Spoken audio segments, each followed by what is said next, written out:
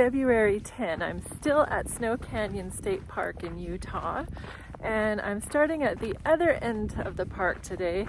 Yesterday I did the northern end working down, and now I'm doing the southern end and working my way back up, if that makes sense. Anyway, so the first stop is Johnson's Canyon. Apparently it has the only water in this park, a river or a stream or something, we'll see.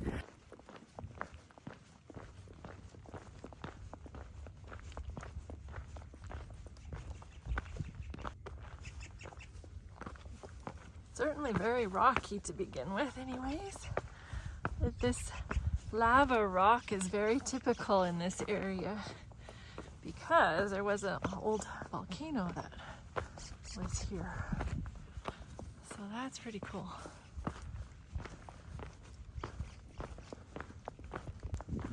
What a special path. They did such a nice job lining it with this lava rock. Very well defined, hey? I could not get warm last night. It said -3 Celsius. And so, but it felt colder than that. And my windows were all just pure frost. So the desert does get very cold in the night. But then the sunshine entices you to stay longer. This morning, thankfully the washrooms are heated. This morning I had a shower, but it's the first experience for me. It's the one that you have to pull on a chain and you keep pulling it for the water to run. Thankfully it was nice hot water, but I have never showered before with one arm. That was a new experience. But then you know what? I've been watching a lot of reels and things. I don't know why I get shown them, but I'm happy to watch them, of people without any arms. And so I'm grateful that I can have a shower with one arm. I have nothing to complain about. More of these lava pits, or tubes I guess they're called.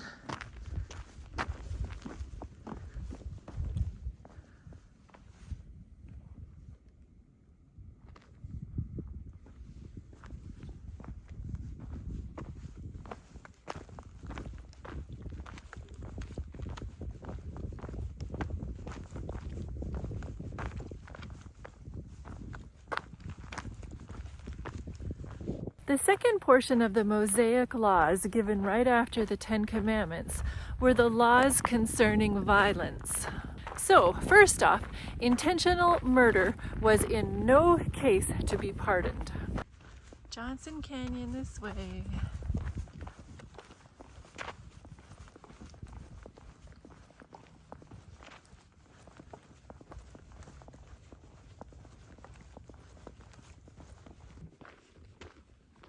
I don't see any water down there. That's too bad. But man, that's a big boulder. Whoa.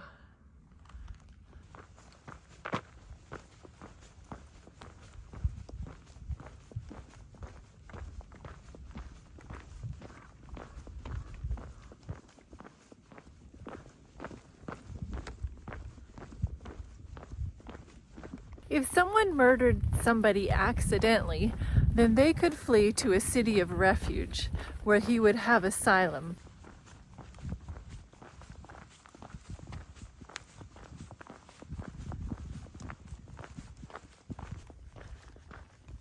This is so cool. I love these different greens. And the rocks, of course. Very neat.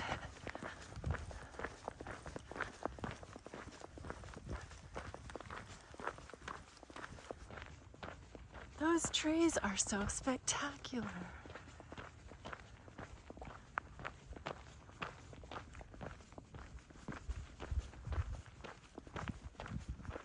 He who strikes his father or his mother shall surely be put to death. Far more is involved here than a single act of disrespect.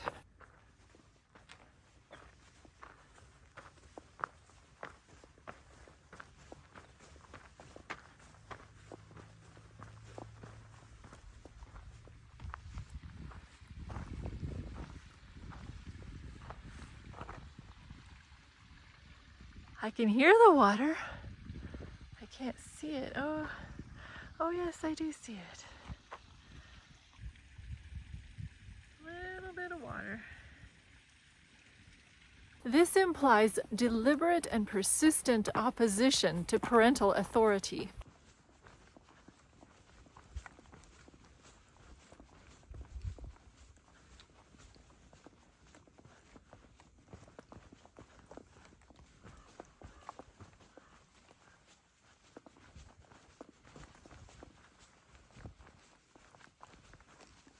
The severe penalty for spiting strongly emphasizes the dignity and authority of parents.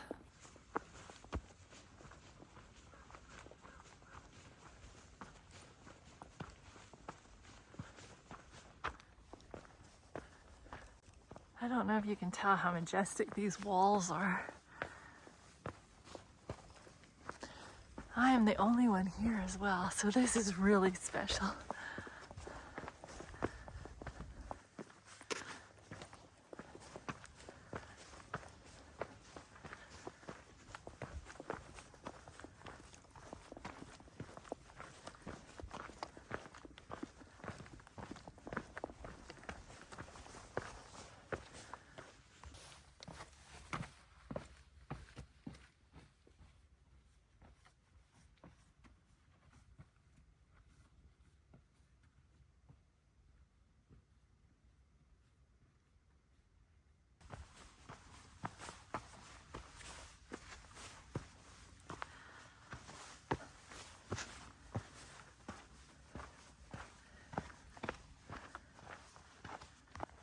Just so grandiose. Oh, and I just am so blessed that I'm the only one here. Really. Oh my.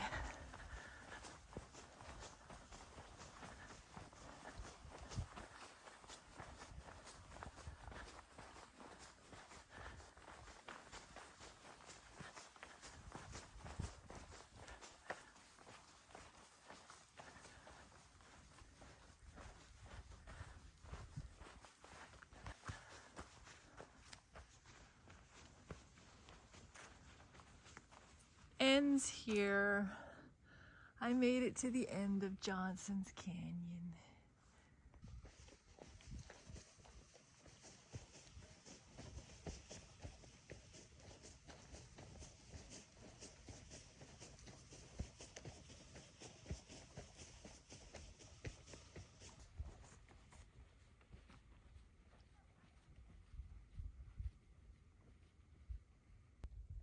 Now there's the nice stream. When we reflect that parents stand in the place of God to their children until the age of moral responsibility, that parents care for and protect them in their helpless years, and even instinctively children have reverence for their parents, this penalty does not then seem strange or excessive.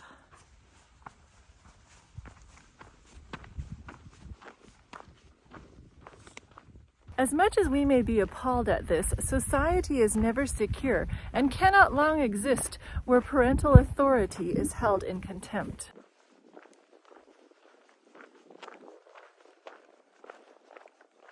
Oh, isn't that a pretty scene?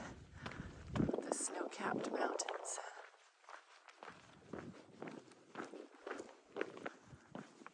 You always get a different perspective on the way back. It's so stunning.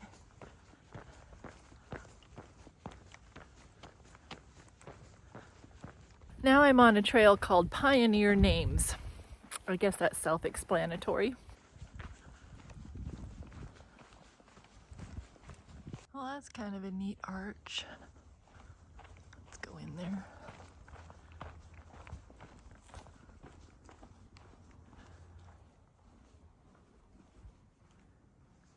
Whoa. I don't mean to be a baby, but when you get in the shade, it is cold. And my camping spot is in the shade. Ay. Oh well.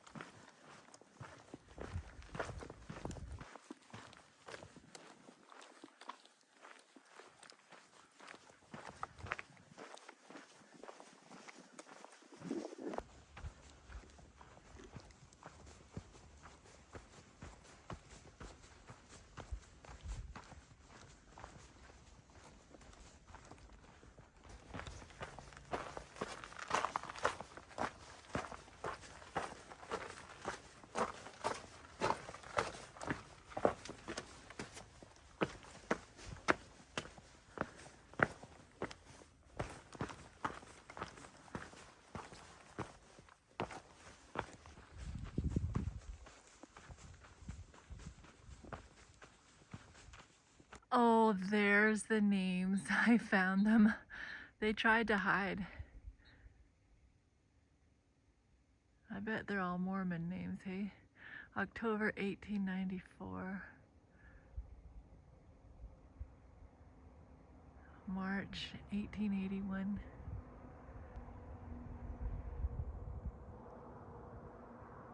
Those pioneers were pretty clever climbing up there. Well, then it goes on to talk about animal control laws, such as if your ox killed a man or a woman, the ox shall be stoned to death, and the flesh shall not be eaten. But the owner of the ox shall be acquitted. However, if the ox thrust his horns in the past and killed a human, and the owner knew about it but did nothing, then both the ox and the owner would be put to death. Basically, owners need to have control of their animals. I feel like this should be the same today. Well, maybe not the owner being put to death, but if an animal injures somebody, then I feel that it should be put to death. My mom was riding a bicycle and a dog charged out at her and chomped on her leg quite severely, and the owner didn't think anything of it. That was pretty traumatic. And I've taken care of a number of people in the ER who have been attacked by pets. It really is annoying when people tell me, oh, my dog is friendly, he won't hurt you, and then he proceeds to jump on me on the trail. How do you feel about other people's animals? Well, you got a number of options now, but I'm going to the Hidden Pinyon. Looks like it's paved for the first little ways anyway. Okay, here's my turn signal.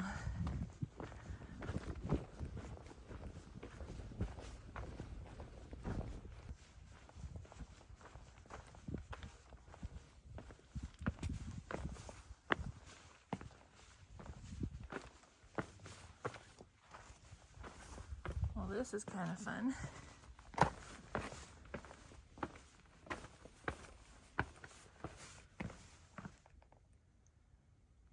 Laws should always combine mercy with justice.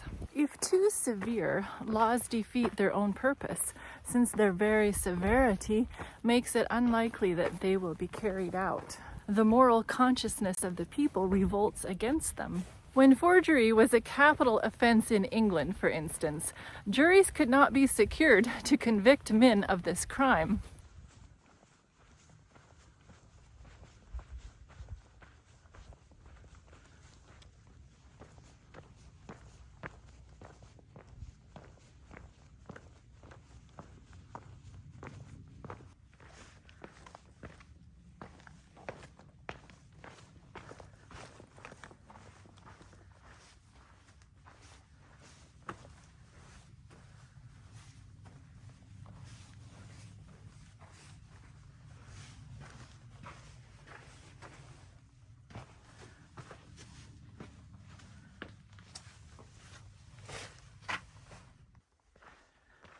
I am really digging this trail today.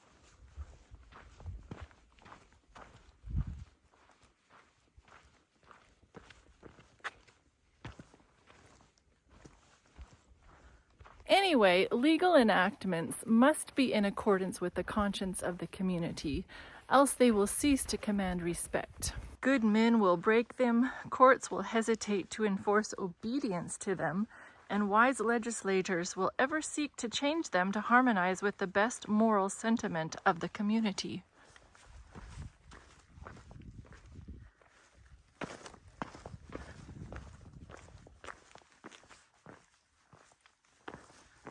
You can definitely tell where the pathway is. They do a good job.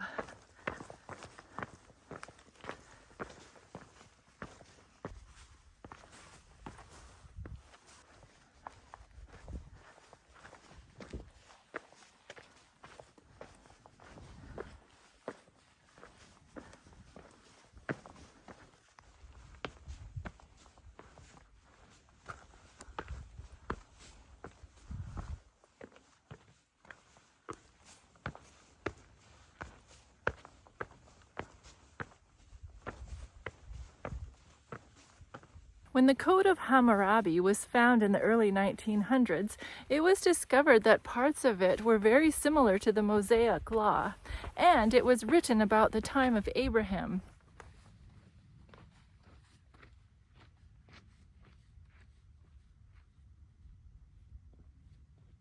So these laws may sound severe to us in this day and age, but back then, capital punishment was used a lot. That's why Jesus gave the 10 Commandments, to steer people in the right direction.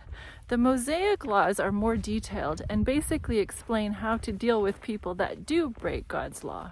I hope this explains why there was so many different laws spelled out for the Hebrews. There were cultural factors and spiritual factors. I wonder what tracks those are.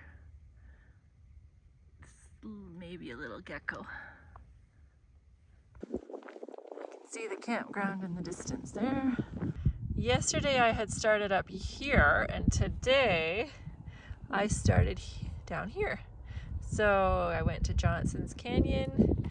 I wanted to go to Jenny's Canyon. I stopped there, but then I saw that it was for kids, and I saw lots of kids and lots of cars, so I decided to skip that.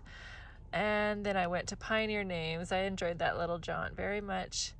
And then I parked at Hidden Pinyon and did that little trail. It was really nice. I enjoyed that a lot. It was kind of a loop trail. So my phone said I hiked 5 miles today. Half of yesterday, but still, it was fun. Now I'm taking you to my campsite. It's actually pretty special. It's private. And it's got a cute little bridge. Yeah, it's just really neat.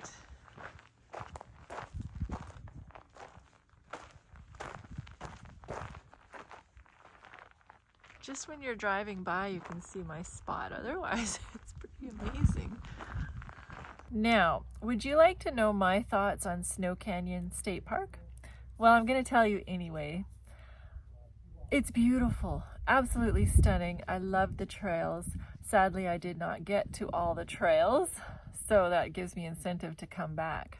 However, the downside is Utah is a rich man's state. This park cost me $120 for 3 nights, and that's in US funds. That is just horrendous. I can't afford it. So this park reminds me of Valley of Fire State Park in Nevada, where in Nevada you can buy a whole year's worth of camping for $250. So Nevada, here I come. Although I'm glad I stopped here. I got to explore a bit, but yeah, it hurts the pocketbook. Anyway, thanks for watching, and I will see you in my next epic adventure.